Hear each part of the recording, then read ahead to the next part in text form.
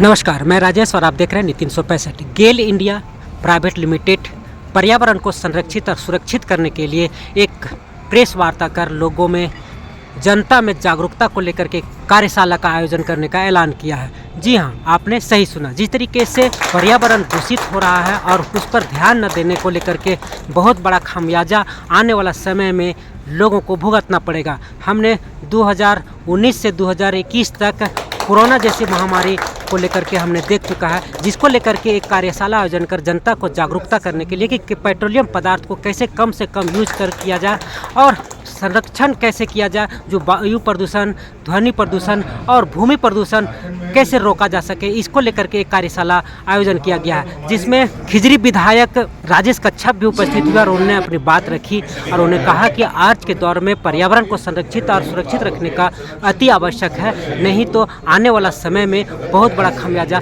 भुगतना पड़ेगा। उसको लेकर के लगातार संरक्षण की विधि और तरीकों को लेकर के लगातार काम किया जा रहा है। आइए देखते हैं क्या बोल रहे हैं गेल इंडिया के मैनेजर और राजेश कच्छप। निश्चित तौर से पूरा विश्व समुदाय आज के तारीख में अपने अगर जो प्राकृतिक धरोहर हैं, अगर उसका संवर्धन नहीं करेंगे तो आने वाले दिनों में मानव समुदाय को तो नुकसान होगा ही होगा।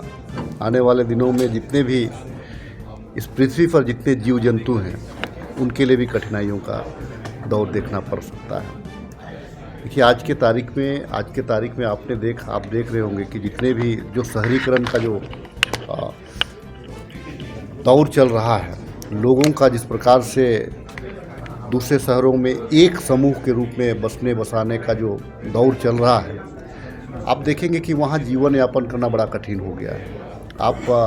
आप दिल्ली में देखेंगे कि वहाँ पोल्यूशन के बारे में रोज़ हमारी बात होती है, रोज़ आपके न्यूज़ चैनल के माध्यम से वहाँ कई एक दिन तक जितने भी जो है कि गाड़ियाँ हैं उनको बंद कराई जाती है। आप बेंगलोर जैसे शहर में, जिसको कहा जाता है कि IT हब है, आप वैसे जगहों पर देखिएगा कि पानी का कमी की वजह से 2-2 महीना लोग अपने फ्लैटों से बाहर निकल जा रहे हैं छुट्टियां बिताने के लिए।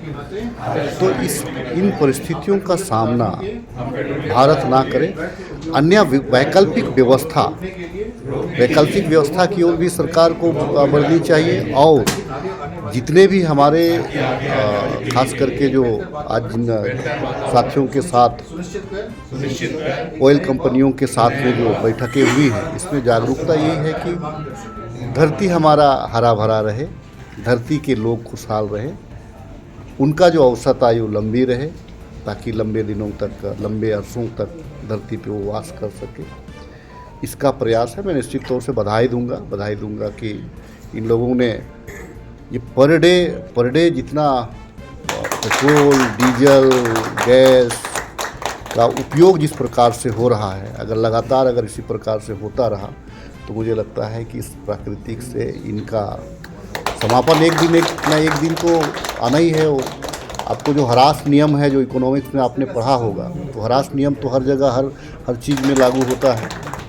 तो इससे मानव समुदाय को, जीव जंतु को, धरती को बचाने का पहल एक मानव को करने का ज़रूरत है। देखिए, VIPs पे उसकी प्रोटोकॉल होती है कि भाई उनके साथ में गार्ड्स होते हैं, उनके साथ में स्टाफ होते हैं, वो खुद चलता है। उनके साथ में बहुत सारे हम लोग जैसे होते क्या हैं कि गाड़ियों में ही मीटिंग कर लेते हैं, वक्त नहीं रहता है, तमाम लोगों को वक्त देना पड़ता है, हम लोग बैठे गाड़ियों में ही हम लोग मीटिंग वगैरह कर लेते हैं। तो समय को बचाने के लिए कभी होता क्या है कि अपने साथ में जिनके साथ मीटिंग करना है अपनी गाड़ी में बैठा लिए, फिर आपके स्टाफ हैं, आपके जो अंगरक्षक वगैरह हैं, तो इसकी वजह से इसके अगर नहीं करिएगा तो फिर आप ही लोग बोलिएगा कि लॉ एंड ऑर्डर ख़राब है।